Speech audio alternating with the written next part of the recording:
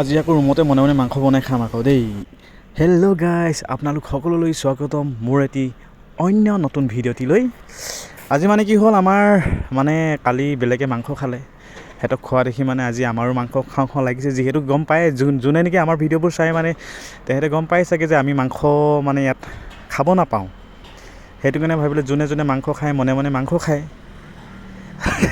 তাৰমানে কি হ'ল, আজি ভাবিলোঁ সেই মনে মনে আমিও মাংস বনাই খাওঁ, মালিকে গম নোপোৱাকৈ। এইফালে এই কাৰেণ্টৰ কি নাম কয় আকৌ নামটো নাজানোৱেই, লৈ আহিলোঁগৈ মনে মনে।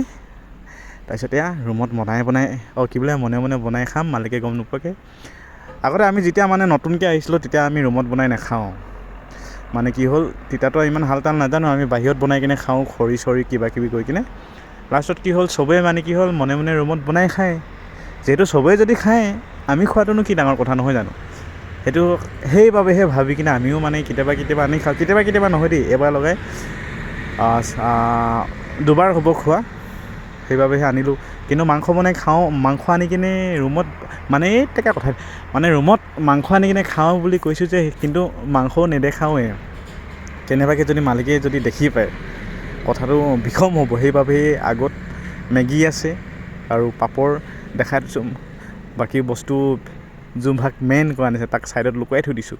কেনেবাকৈ দেখি পালে আকৌ ইয়াতে মানে কি হ'ল ভিতৰত বনাই কিনে খায়, আৰু কথাটো জেং লাগি যাব।